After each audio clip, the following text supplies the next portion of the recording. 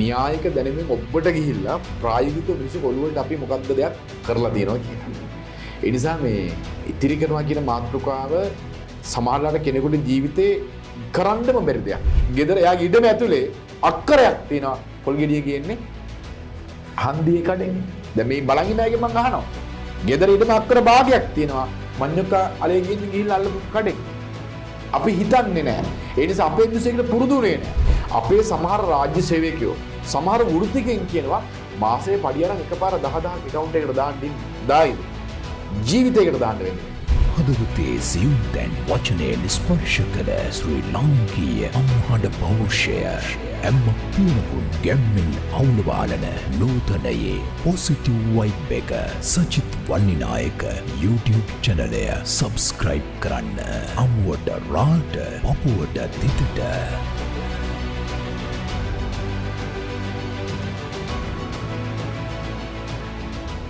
ආයිබෝවන් අද අපි කතා කරන්න යන්නේ සුවිශේෂ පුද්ගලයෙක් එක්ක මෑත යුගයේ මුදල් සම්බන්ධයෙන් සෝෂල් මීඩියා වල ගොඩක් වෛරල් ගිය පුද්ගලයෙක් මෙතුමා. ඉතින් මුදල් සම්බන්ධයෙන් ගොඩක් අය කතා කරනවා. නමුත් සුවිශේෂී කරුණු ප්‍රායෝගිකව කරන්නේ කොහොමද කියලා ගොඩක් අය කියලා දෙන්නේ නැහැ. ඉතින් මෙතුමා මං හිතන විදිහට වෛරල් ගියේ ප්‍රධානම හේතුව අර සෛද්ධාන්තික කාරණා වලින් එපිටට ගිහින් ඒක ප්‍රැක්ටිකලි ප්‍රායෝගිකව කරන්නේ කොහොමද කියලා ගොඩක් ඉතාමත් හොඳින් පැහැදිලි කරන නිසා. එතුමාගේ නම කිව්වොත් ගොඩක් අය දන්නවා. එතුමා තමයි සජිත් වන්නායක සර්. ආයිබෝවන් සජිත් සර්. ආයිබෝවන්. ඉතින් මේ ඉතිරි කිරීම කියන වචනේ ගත්තොත් ඉතාම සරලයි. මොකද ගොඩාක් තැන්වල අපට ඇහෙනවනේ ඕක. නමුත් මේ අපේ රටේ මිනිස්සු මේක අරන් දින හරිම බාහිර දෝරේ කාර්යයක් විදිහට මම හිතන්නේ ඒක අර ප්‍රැක්ටිකලි අමාරු හින්දා වෙන්න ඕනේ සර්.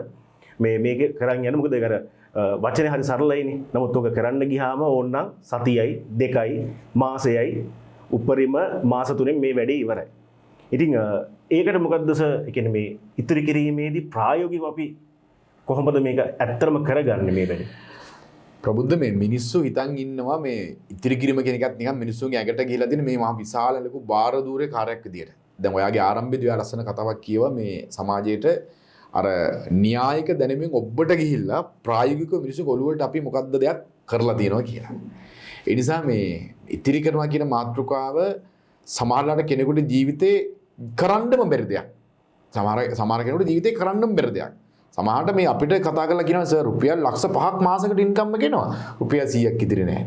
සමහරලාට කියනවා සර් මේ අපේ මහත්තයා දවසට සාමාන්‍ය දිනදා කුලී වැඩක් කරන්නේ. හැබැයි රුපියල් 100ක් කොහොම හරි මම ඒකෙන් ඉතිරි කරගන්නවා. කිරියම්මා ගෙදර හාල් ටික ගෙනාපු දවස්වල අර මෙහෙම මිටක් කරන් පැත්තකින් මිටක් දාපු යුගයක් තිබ්බන ඉස්සර අපේ ගෙවල් වල. ඒක මතකයි නේ අපිට. එහෙම යුගයක් අපේ ගෙවල් වල තිබ්බා. පුංචි කාලේ අපි හැමෝගෙම ඔළුවේ රෙජිස්ටර් වෙච්ච ඇඩ් එකක් තිබ්බා. මොකද්ද? සතෙන් සතේ ඉතිරි කරලා. මොකද්ද මේ කතා කරන පුංචි කතාවේ ගැඹුර? ප්‍රබුද්ධ මිනිස්සුන්ට ඉතිරි කිරීම කියන එක ජොබ් එකක් නෙමෙයි. මේක මිනිස්සුන්ගේ ස්නායු වලට රිංගන පුරුද්දක්. අපි පුරුදු කියන දේවල් මිනිස්සුන්ට කවන්න ඕනේ පියවරෙන් පියවර. ඒ කියන්නේ සාමාන්‍යයෙන් පුරුදු මිනිස්සුන්ට අපි යවන්න ඕනේ හරි සරල විදිහට. මිනිස්සු හරි ලේසියෙන් පුරුදු වෙනවා Tamanට නුහුරු දේවල්, සමහරට Tamanට නුසුදුසු දේවල්. උදාහරණයක් මම මෙහෙම කියන්නම්කො. සාමාන්‍යයෙන් කෙනෙක් ඉන්නවා එයා ප්‍රබුද්ධ මේ වැඩිපුර ඇබ්බැහි වෙලා තියෙනවා සිගරට් බොන්න. සමහර පාසල් දරුවෝ සමහරකට අපේ පොඩි අය සමහරලාට මේ ඇඟි කරන වැඩ. හැබැයි මේ සිගරට් එකක් පාවිච්චි කරන කෙනෙක්, මද්ද්‍රව්‍යයට ඇබ්බැහි වෙන කෙනෙක් එකපාර සිගරට් 10ක් 20ක් පාවිච්චි කරනවද? නෑ. වාහනයක ඩ්‍රයිවිං පුරුදු වෙන කෙනෙක් එකපාර ඩ්‍රයිවිං අරගෙන වාහනේ අරගෙන යනවද? එයා මේක හරි ලස්සනට පරිස්සමෙන් ටික ටික හරියට සතෙන් සතේ ඉතිරි කළා පුරුදු වෙච්ච දෙයක්. හැබැයි පස්සේ මෙයා මේක පුරුදු වුණාට පස්සේ මේක පුරුක් වලට යනවා. මම මේ පුරුක් කියලා කතා කරේ තනිකර විශ්නායු පද්ධතිය ගැන. පුරුක් වලට ගියාට පස්සේ මේ පුරුද්ද ගලලා අයින් කරන්න බැරි වෙනවනේ. ප්‍රබුද්ධ ඔයාට බයිසිකල් පදින්න පුළුවන් නේ. උදාහරණයක්. අවුරුදු 10ක් 15ක් බයිසිකල් පදින්න නැතුව ඉන්න ඔයා. මං අහනවා ඊට පස්සේ ඔයාට අවුරුදු 15කින් බයිසිකලයක් දුන්නොත් පදින්න බැරිද කියලා. ඔයා මොකද කියන්නේ? පුළුවන්. හැම පුරුද්දක් මේ ඇඟ පුරා තියෙන ස්නායු වල ගිහිල්ලා හැංගිලා බලන් ඉන්නවා. දැන් කතා කරයි කියලා. හැම පුරුද්දක්ම. ඒ නිසා පුරුදු හරි පරිස්සමෙන් කරන්න ඕන දේවල්. මල් වලට ආස කරන කෙනෙක් කොහේ හරි ගිහිල්ලා මල් අත්තක් කඩංගල ගෙදර මල් පැලයක් හිටවනවා. හැබැයි කාලයක් ඇද්දි මේ ගෙදර මොකද්ද වෙන්නේ? මල් වත්තක් වෙන්නේ නැද්ද? වෙනවා. ඒ තමයි අර සතෙන් සතේ කතා. අපේ සමහර රාජ්‍ය සේවකයෝ සමහර වෘත්තිකයන් කියනවා මාසයේ පඩි අරන් එකපාර 10000ක් account එකකට දාන්න ඉන්නේ. දායිද? ජීවිතයකට දාන්න වෙන්නේ නැහැ. පිළිගන්නවද කතාව? ඒ 10000 ලබන මාසේ වීදම් ලිස්ට් එකේ තියෙනවා. හැබැයි එයා පුරුදු කරොත් එහෙම වෙන සැලසුමක් ස්ථිර විදිහකට පුංචි විදිහකට මල් අත්තක් කඩන් ඇවිල්ලා ගෙදර වත්තේ එක මල් පැලයක් හිට එක මල් අත්තක් ගහක් නෙමෙයි. මෙයා කියන්නේ මොකද්ද? පඩි අරගෙන රුපියල් 10000ක් දානවා. ඒක කරන්න පුළුවන් දෙයක් නෙමෙයි. කරන්නේ නැති දෙයක්. බහුතරයක් රටේ ඉන්න මිනිස්සුත් එක්ක කතා කරමු අපිට දැනන දේ තමයි ඒ හැමෝම කියන්නේ සර් මම මේ ලබන මාසෙ ඉඳලා රුපියල් 10000කින් පටන් ගන්න ඉන්නේ. ඒ මාසේ උදා වෙන්නේ නැහනේ. ඒක ලබන්නේ නැති මාසයක් නේ. එහෙම නෙමෙයි. අද මේ මොහොතේ මේ තප්පරේ මේ පුංචි දේ අමාරුවෙන් හරි පටන් ගන්න තීරණය කරන කෙනාට ඒ පුරුද්ද ස්නායු වලට ගියොත් ඒ පුරුද්ද ලේවලට ගියොත් 33 කෝටියක් නියුරෝන සෛල වලට ඒ පුරුද්ද රිංගුවට පස්සේ මෙයා මේකට ඇබ්බැහි වෙනවා ප්‍රබුද්ධ. ඇබ්බැහි වෙනවා. නැතුව බැරුව යනවා. මතට ඇබ්බැහි වෙච්ච කෙනාට හවස 4-5 වෙදී ඇඟ වෙවුලනවලු සමහර වෙලාවට නැතුව. වෙවුලනවලු. එයාට කතා කරගන්න බෑ. එයාට වැඩක් කරගන්න බෑලු. මොකද්ද? ඇබ්බැහි වීම. ඉතිරි කිරීමට ඇබ්බැහි වෙන කෙනා. ඒකට පුරුදු වෙන කෙනා. උණ තියෙන කෙනා එයාට ඕන ගාන ඒ වෙලාවට ළඟට එනවා. එයා මොනවා හරි බඩු ගත්තත් මොනවා කරත් අවසානට ඒ ගාන මීටර කරන් තමයි බඩු ගන්නෙ. කතාව පිළිගන්නවද? හවස රුපියල් 50ක් නම් මං ඉතිරි කරන්න ඕන කෙනා බස් එකේ ටිකට් එක ප්ලෑන් කරනවා. ගෙදර අරගෙන බඩු ටික ප්ලෑන් කරනවා. හවස කන්න ගන්න බිස්කට් එකේ නම බව තීරණය කරනවා. ඇයි ඒ? හවස මම රුපියල් 50 දාන්න ඕනෙමයි. පුරුද්ද මේ පුරුද්ද හරියට ලේවලට ස්නායු වලට කාවදින තැන මේක සරල දෙයක් බවට පත් වෙනවා. කොච්චර සරලද කියලා කියනවනම් ප්‍රබුද්ධ ඩ්‍රයිවිං පුරුදු වෙන්න පුදුම කට්ටක් කනවා. පස්සේ ෆෝන් එක කනේ තියාගෙන තනියතෙන් ඩ්‍රයිවිං කර ටීවී එකක් දාගෙන සින්දුකුත් දාගෙන 80ක් 90ක් කරන් බස් එක ඩ්‍රයිවිං කරගෙන තත්ත්වෙට නිදහසේ ඩ්‍රයිවිං එකට හුරු වෙනවා. අපි සමාජගත කරලා තියෙන්නේ මේක ලේවලට මස් වලට යන පුරුද්දක් විදිහට පොඩි දරුවෙක් වගේ ලියලා කරලා අපි මේවා පුරුදු කරා. අද රටේ ලොකු පිරිසක් මේ පුරුද්දත් එක්ක එකතු වෙලා ඉතිරි කිරීම ජීවිතේ පුරුද්දක් කරගෙන ඉස්සරහට යනවා. ඒ නිසා මේක අමාරු කාර්යයක් නෙමෙයි.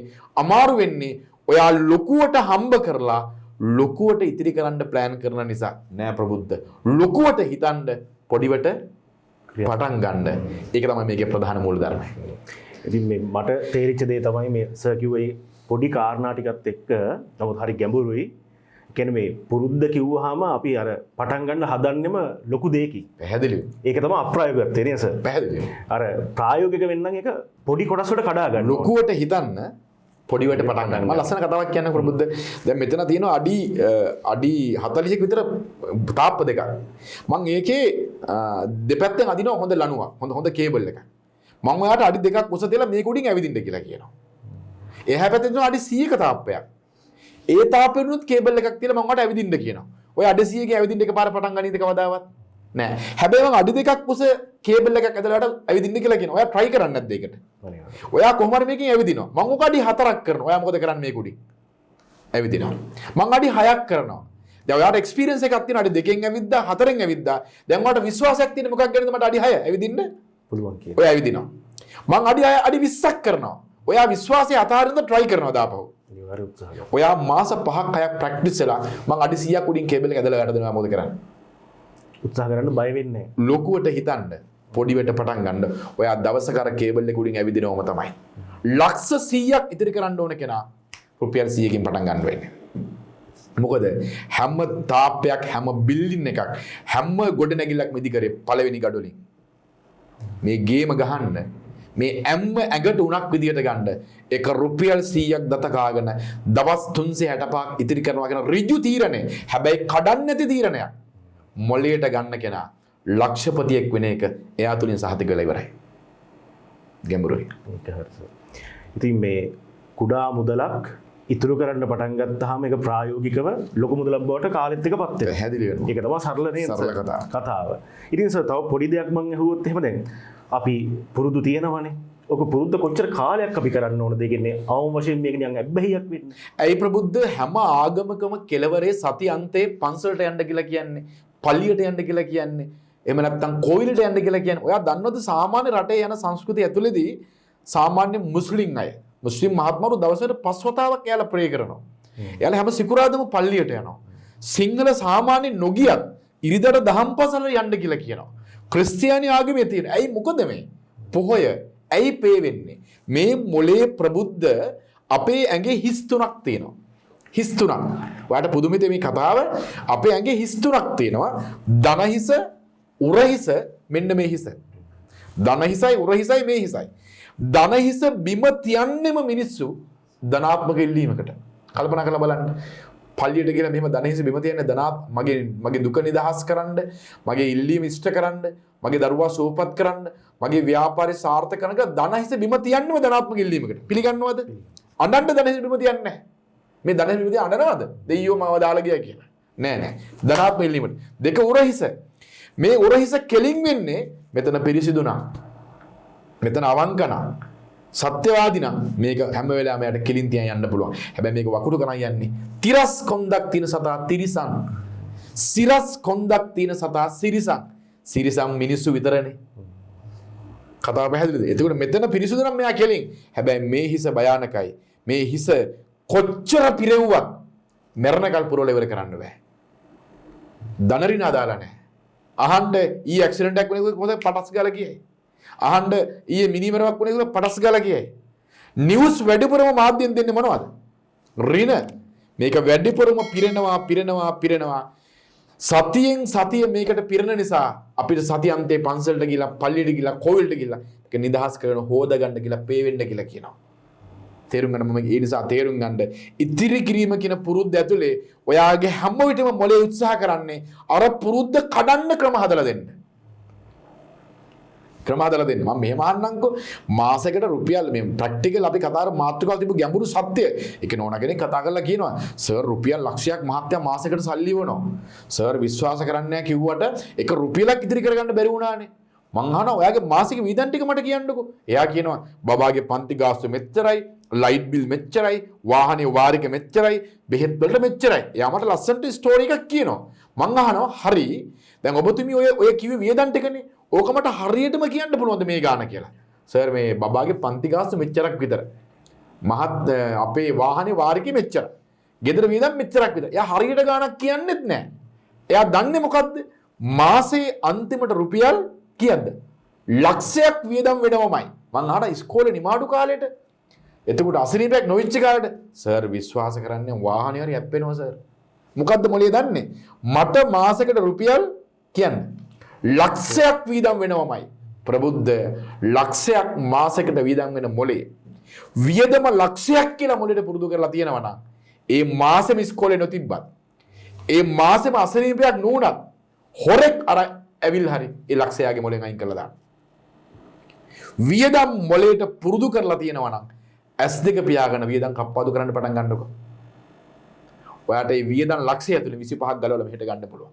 මං අහනවා මේ දරුවගෙන් ඔයා ගෙදර බඩු ගේන ලිස්ට් එකකටද? නෑ සර් බඩු ගේනවා. සමහර වෙලාවට සීනි මදුනනම් බයික් එකේ යනවා. සබන් කැලක් මදුනනම් බයික් එකේ යනවා. හාල් මදුනනම් බයික් එකේ යනවා. පොල් ගෙඩියක් ගේන්න බයික් එකේ යනවා. මං අහනවා ඇයි එහෙම කරන්නේ? සතියකට බඩු එකපාර ගේන්නකො. මං ඒව ප්‍රැක්ටිස් කරනවා කතා කරලා පුරුදු කරනවා. තොග කඩේකින් සතියට බඩු ටික ගන්න කියලා. මට කියනවා S2 පියාගෙන සර් ලියලා බලපුවාම 2500ක් ඉදිරි සතියකට. හාල් වලින් මෙච්චරක් අඩු වුණා සර්. සීනි මෙච්චරක් ගෙනාවා සර්. පොල් මෙච්චරක් ගෙනාවා. සබන් මෙච්චරක් ගෙනාවා. S2 පියාගෙන හදලා බලපුවාම සර් තොග කඩෙන් එකපාර සල්ලි බඩු ගත්තාම අඩු කරපු ගානත් එක 2500ක් ඉදිරි සර්. අර බයිසිකලේ පෙට්‍රල් ඉදක සාද ප්‍රබුද්ධ රටේ හැම මිනිස්සෙකුගේම මම ප්‍රශ්නයක් අහනවා. ඔයා මාසෙට වියදම් කරන ගාන ඔයා දන්නවද කියලා? 2%ක්වත් දන්නේ නැහැ. 2%ක්වත් දන්නේ නැහැ. ඔයා මාසෙට වියදම් කරන ගාන ඔයා දන්නවද කියලා ඇහුවොත් පෙට්‍රල් බිල්, ෆෝන් බිල්, වතුර බිල්, ලයිට් බිල්, කෑම බිල්, ගෙදර වියදම්, විනෝද සවාරි, එයාගේ මොනර වියදම් ටික ඇහුවොත් මේ ඔක හැමෝටම ඉතිරි කරන්න ආසයි. වියදම් කරන ටික දන්නේ නැහැ. එළියෙන් වියදම් කරන්න සල්ලි යන්න ඕනේ නැහැ ප්‍රබුද්ධ. කරන වියදම් ටික අවම කරලා ප්ලෑන් එකක් හැදුවොත් හැම කෙනෙකුටම අඩුම 10000ක් ඉදිරි කරන්න පුළුවන්. කතාව පිළිගන්නවද? හැම කෙනා මේ කරන්න හදන්නේ දැන් මේ කරයන එක ඇතුලේ තියෙන ඉදිරි කිරීම හදලා දෙන එක. ඒක පුරුදු වෙන කෙනාට තේරෙනවා දෙයියනේ. මං මාසෙකට දවස් 30න් හැමදාම බයික් එක අරගෙන 3 වතාවක් කඩේ ගිහිල්ලා තියෙනවා. සබන් කෑල්ලයි, සීනි ටිකයි, පොල් තෙල් ටිකයි, තේකොළ ටිකයි ගේන්න කියලා. එයා සතියකට ඒ බඩු ටික දාලා රුපියල් 5ක් අඩුවෙන් තොග කඩෙන් ගෙනත් තිබ්බට පස්සේ එයා දන්නවා රුපියල් 50 ගානේ පස්වරක් තිය 1500ක් පෙට්‍රල් ඉතුරුනා යාට මාසේ අන්තිමට අතුරුතරු ගියපු කඩේ මිල කියලා ඉවර. හැම තැනම ලයිට්ස් දාගෙන රෑ 10ට ලයිට් ඕෆ් කරන්නේ නැතුව එක දෙකනක ලයිට් දාපු අය රෑ 10න් පස්සේ ගෙදර ලයිට් දෙකක් විතරක් තියන්න තීරණය කරොත් එහෙම. සාලේක එළිය ගේට්ටුව ළඟ එකයි. අවශ්‍ය නැත්තම් මොකටද? LED ලයිට් ටික දාන්න තීරණය කරොත් එහෙම ප්‍රබුද්ධ ලයිට් බිල රුපියල් 400ක් අඩු වෙන්නේ නැද්ද? අඩු වෙනවා ප්‍රබුද්ධ. හිතලා බලන්න මම කියන්නේ අමුතුවෙන් ඉතිරි කරන්න දෙයක් නැහැ. හැම කෙනාටම හිතුවොත් එහෙම තමන් දැන් කරන වියදම් වලින් ගලවලා ගන්න පුළුවන් ඉතුරු ක්‍රෙඩිට් ටිකක් එළියේ පැහැදිලිවම තියෙනවා. මෙන්න මේක තමයි ඔළුවට ගහන්න ඕන ගැඹුරු තැන මට දැනෙන විදිහට. ඉතිරි කිරීම සම්බන්ධයෙන් ඒ කියන්නේ මම ගොඩක් දේවල් අහලා තියෙනවා. නමුත් මේ පුරුද්දක් විදිහට ඉතිරි කරනවා කියන එක අහපු පළවෙනි වතාව තමයි මේ මමත්. ඉතින් මම හිතන්නේ ඔබත් මේක හැමතැනම අහලා නැතුව ඇති. මොකද මේ පුරුද්දක් විදිහට ඉතිරි කරනවා කියන එක මම එච්චර අහලා නැහැ ඇත්තටම. මේ දැන් අපි දන්නවා පුරුද්දක් විදිහට අපි ඉතුරු කරන්න ඕනේ. ඒක අනිවාර්යයි. හැබැයි මේ ඉතිරි කිරීම කියන එක සමාජ ස්තරයේ ඉන්න පොඩි කෙනා, මැද කෙනා, ඉහළ කෙනා කියලා වෙනසක් නැහැ. ඉතිරි කිරීම මම හිතන්නේ හැමෝටම වෙන්න ඕන දෙයක්. මම සර්ගෙන් ඇහුවොත් එහෙම ප්‍රායෝගිකව සර්ට දෙන්න පුළුවන් හොඳම විසඳුම මොකක්ද මේ ඉතිරි කිරීම සම්බන්ධයෙන්? ප්‍රබුද්ධ මේ ප්‍රැක්ටිකල් උදාහරණයක් දෙන තමයි හොඳම කතාව. ඒක නෝනා කෙනෙක් කතා කරලා මට කියනවා සර් මේ රුපියල් ලක්ෂයක් මහත්තයා මාසෙකට සල්ලි එවනවා. රට ඉන්නේ මහත්තයාට ලක්ෂයක් එවනවා. එක රුපියලක් ඉතිරි කරන්න බැරි වුණානේ සර්. මේවා මිනිස්සු මේ හරි ගැඹුරින් හරි අමුතු කතා. දරුවයි නෝනයි විතරයි ගෙදර ඉන්නේ. රුපියල් ලක්ෂයක් මහත්තයා එවනවා මාසෙකට රුපියල් 100ක් ඉතර කරන්න බෑ. සර් මට මේක කියලා දෙන්නකෝ ක්‍රමය. මං අහනවා හරි. ඔයාට මම මේක කියලා දෙන්නම්. හැබැයි ඔයා මම කියන විදිහට මේක කරන්න ඕනේ. එකඟද? සර් ඉතිරි කරන්න පුළුවන් නම් සර් කියනවා නම් පුළුවන් කියලා මම කොහොම හරි මේක කරන්නම් සර්. මං කිය හරි නෝනා. එහෙනම් අංක 1 ඉතිරි කරන වෙලාවක් තියෙන්න ඕනේ. වෙලාවක් මං කිය ඔව්. හැමදාම හවස 6ට ඔයා මම කියන ගාන ඉතිරි කරන්න ඕනේ. හරි සර්. ඉතිරි කරන ක්‍රමයක් තියෙන්න ඕනේ. වෙලාවක් තියෙන්න ඕනේ.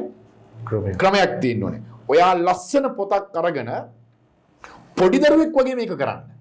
රූල් ගහලා දින දාලා ඉතිරි කරන ගාන අස්සම් කරලා ඒක ඉවර කරන්න ඕනේ. වෙලාවක් තියෙන්න ඕනේ. ක්‍රමයක් තියෙන්න ඕනේ.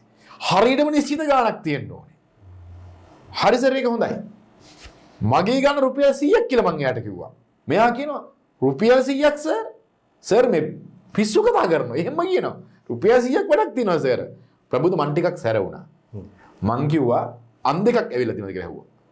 මං ඔයා මෙහෙම කතා කරන්න එපා නෝනා. අවුරුදු 5ක් මහත්ය ලක්ෂ ගාන එවලා රුපියල් 100ක් ළඟ නැති ඔයාට රුපියල් 100 කෝටියක් වටින්නේ නැද්ද මේ වෙලාවේ? 100න් පටන් ගන්න කියලා. ඇයි සර් එහෙම කියන්නේ කියලා මං කියා නෝනා අපේ ගොඩක් මිනිස්සු පුරුදු වෙලා ඉන්නවා මාසේ පඩි අරගෙන එකපාර 10000ක් දාන්න. ජීවිතේකට කරන්න බෑනේ. මොළයට පුරුදු කරන්න ඕනේ පනිෂ්මන්ට් විදිහට. දඬුවම් විදිහට. කොහොම හරි කරන්න හිතෙනවා ඒක පුරුදු කරන ක්‍රමය කියලා. අනික කරන්න බැරි සීමාවල් නෙමෙයිනේ. ප්‍රබුද්ධ ඔයාට කරන්න පුළුවන් දෙයක් මොළයට කියපම ඔයා කරන්න ආස නැද්ද? මම ඔයාට මොනවාරි gift එකක් දෙනවා කියලා කියනවා ප්‍රබුද්ධට. ඔයා අද මෙන්න මේ ටික කරලා තියන්න. ඒතර ඔයාගේ මොළේ එක කරන්න ආස නැද්ද? මේ මොළේ හරි ආසයි රැවටෙන්න. මෙයා තරම් රැවටෙන්න ආස කරගෙන කොහෙවත් නැහැ. මෙහෙම රවට්ට හැකි මොළේ. එයා කොයි වෙලාවෙත් රැවටෙන්නම තමයි බලන්නේ. මොනවා හරි දෙයක් කිව්වොත් එයා ඒකට ටක් ගාලා ඇද්දෙහි වෙනවා. පෙන්නුවොත් බලන්න හිතෙනවා. ඒකනේ එක නාට්‍යවල එක ඇඩ් වලට අපි වසි වෙලා ඉන්නේ. රැවටෙනවා සමහර වෙලාවට. එතකොට මම මෙයාට කියන ඔයා මොලේ රවට්ටන්නක මොලින් 100ක් පෙන්නලා ඒක ඔයාට කරන්න පුළුවන් බෝ ඔයාගේ මොලේ හොඳටම දන්නවා. විශ්වාසයිද දන්නවද? දන්නවා ප්‍රබුද්ධ.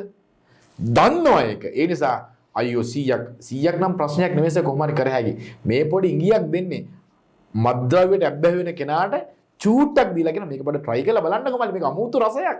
මේක බිව්වොත් ඉතින් දිව්‍ය ලෝකෙට යන්න පුළුවන්. ඇඟේ weight එක ඇඟේ ශක්තිය වැඩ කරන්න චූට්ටක් ගන්නකො මල්ලි. සමහරව එහෙම කියනවල නේද? කියනවලු එතකොට මේ හරි ගැඹුරු දෙයක්. හැබැයි ඊට පස්සේ මෙයා අරයා කියන්න කලින් අයියා මට චූට්ටක් දෙන්නකෝ. ඇබ්බැහි වෙලා. මෙන්න මෙයාට මම රුපියල් 100ක් මේ නෝනා කියනවා හරි සර් මම එයාට වෙලාවක් කිව්වා ක්‍රමයක් කිව්වා දැන් ගාණක් කිව්වා දැන් මම මේක සහතික කරගන්න එපා මම මෙයාට කියනවා ඔබතුමිය පොතක් අරගෙන හවස 6ට රුපියල් 100ක් ඉදිරි කරලා මට ෆොටෝ එකක් එවන්න මට ඉමේජ් එකට මට මේක සහතික කරගන්න හරි සර් මම කරන්න හැබැයි කරේ අකමැත්තෙන් මොකද හේතුව රුපියල් 100ක් නේ පුංචි දරුවෙකුට රුපියල් 5ක් සාමාන්‍ය එදිනදා රුපියල් 2000ට වැඩ කරන ගෙදර 2000ට වැඩ කරන කුලි වැඩ කරන රුපියල් 50ක් සාමාන්‍ය ජොබ් එකක් කරන කෙනෙක් රුපියල් 100ක් හැබැයි මං කවුරුවත් කියනවා මොන කෝටිපති ව්‍යාපාරිකයෙක් වුණත් කමන්නේ 100න් එහාට යන්න එපා ඒ 100 ඇතුලේ 100 දිනව නේද 100 ඇතුලේ 100 දිනව නේද 100න් එහාට යන්න එපා ඔයා කෝටි 5ක් මාසෙට හම්බ කරත් ඉදිරි කිරීමේ පුරුද්දක් නැත්තම් 100න් එහාට යන්න එපා ආයි මේ සර්ට පිස්සුද මට කෝටියක් දාන එක නතින් කියලා මෙච්චර කල් දාලා නැහැ. කෝ දාපුවා? කොහෙද තියෙන්නේ? දාලා නැත්තම් මේ ප්‍රැක්ටිකල් එක පටන් ගන්න. මෙයා හා කිව්වා. ඔන්න දැන් මෙයා හවස 6ට එක්සර්සයිස් පොතේ ලස්සනට ලියලා රුපියල් 100 කියලා ලියලා ලස්සනක් ගත්තා. මට දැන් ෆොටෝස් ටික එවන්න. දවසක් ප්‍රබුද්ධ ෆොටෝ එක නෑ හවස 6ට. මම ගත්ත කෝල් එකක්. නෝනාර ෆොටෝ එක ආවේ නෑ. සර් අද මේ දාන එක ඉදිරියට ආවස. හදිස්සිය මං කා දාන එක දරනවා දැන් ඒ ඔයා ඒ ෆොටෝ දැන් ඒ 100 අයින් කරන ටයිම් එකේ මම මැසේජ් එකක් දාන්න ඕනේ. සර් මම දාන එක ඉදිරියට ඉන්නේ. සර් සමාවෙන්න සර් මම මේ 100 ගිහිල්ලා දාන්න. ප්‍රබුද්ධ අපේ මොලේ අපිව පරණ දැනටම තල්ලු කරන්න හදනවා. මොකද්ද තල්ලු කරන එක? ඉතිරි කරන්න පුරුදු නෑ. එයා මලගෙවල් ඇති කරනවා. එයා හවස 6ට අසනීප ලෙඩ කරනවා අපිව. කරලා පරණ තැනටම තල්ලු කරන්න හදනවා.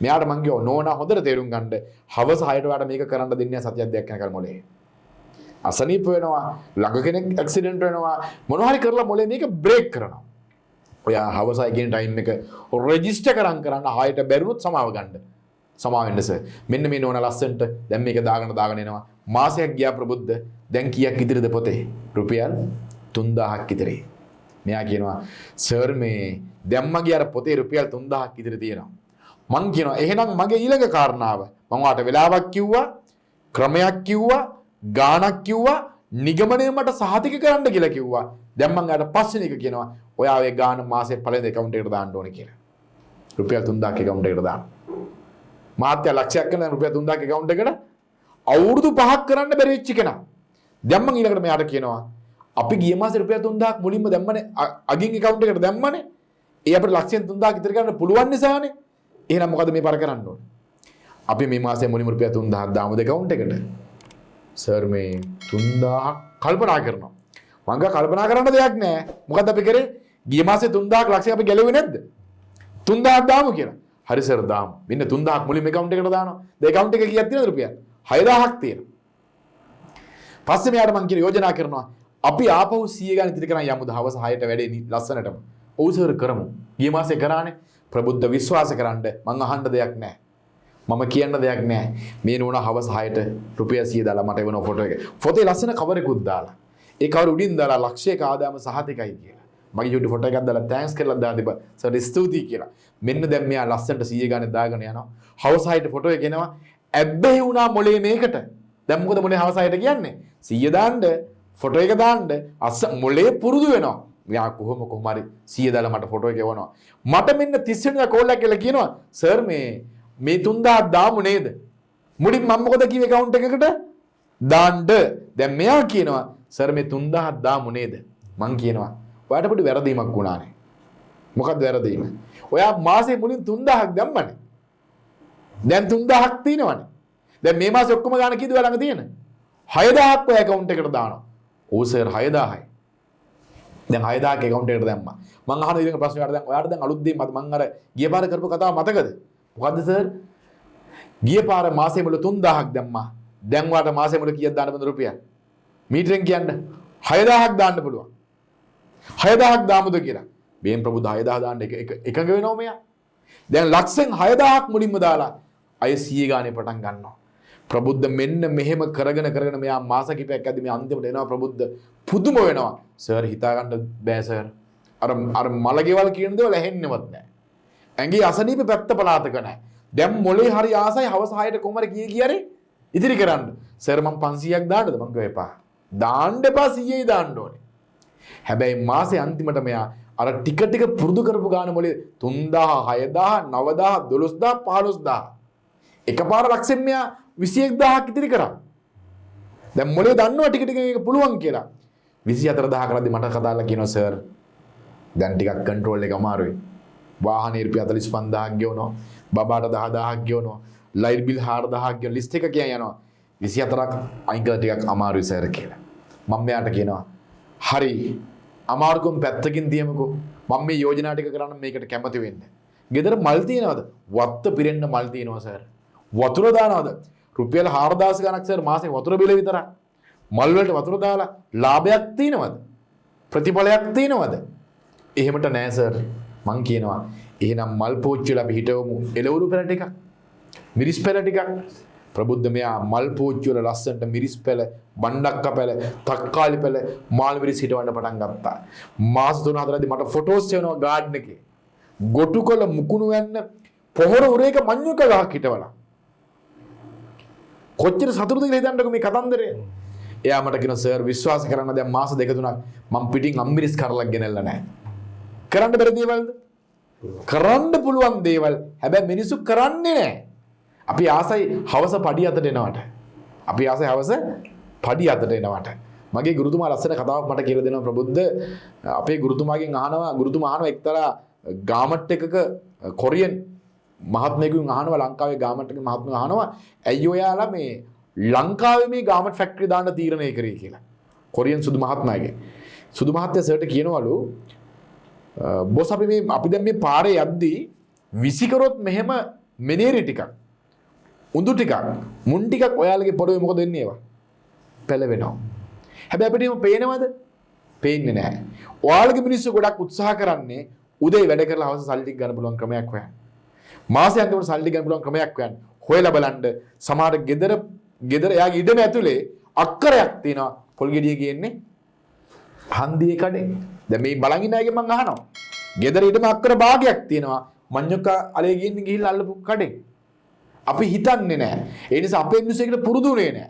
මේ දරුවා මුළු ගාඩන් එකේ එළවලු පළතුරු පොඩි දේවල් වල ප්‍රබුද්ධ එයාගේ මාසේ ගාණක් ඉතිරි කරන්න පටන් ගන්නවා. ගෙදර බඩු ටික ලිස්ට් එක ලියාගෙන තොග කඩේකින් ගේන්න කියපුවාම එයා තමයි මට මුලින් කියපු කතාව පුරුදු කරේ. සර් මම තොග කඩෙන් බඩු ගත්තාම මට සතියකට 2000 ගාණක් ඉතිරි වුණා කියලා. එයා ඒක වෙනම අයින් කරා. ලයිට් අනවශ්‍ය බල්බ් පත් වෙන එක වළක්වලා LED බල්බ් ටික දාලා රෑට බල්බ් ටික ඕෆ් කරන වෙලාවක් ගෙදර බබාට පුරුදු කරා. දරුවා රෑ 10 අමාරුදී ලයිට් ඕෆ් කරලා රෑ ලයිට් 3ක් විතරක් ගෙදර එළිය පත්තු වෙන්න තියෙන බල්බ් 3ක් විතරක් තියෙනවා. ලයිට් බිල රුපියල් 400ක් අඩු කරා කියලා කිව්වා. දරුවගේ ඇඳුම් ටික සතියේ දවස් 2-3 එකපාර ඇඳුම් ටික අයින් කරනවලු. අයන් එක හිතන වලට දාලා අයින් කරන්නේ නෑලු. අහන්න පුරුදු කියලා. නෝනා එක වෙලාවක සාරිය අයින් කරනවා.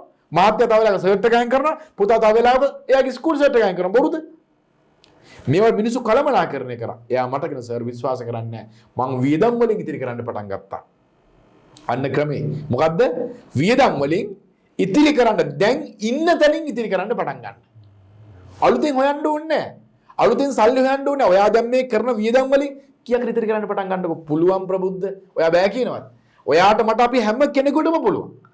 මෙන්න මෙයා ලස්සනට මට කියනවා සර් සතියකට 4-5 වතාවක් බයිසිකලේ ගිහින් මම එක බඩු ගේන්න මතක් වෙද්දි අද ආහාරම ගෙනත් මෙහෙම ඉතිරි කරා.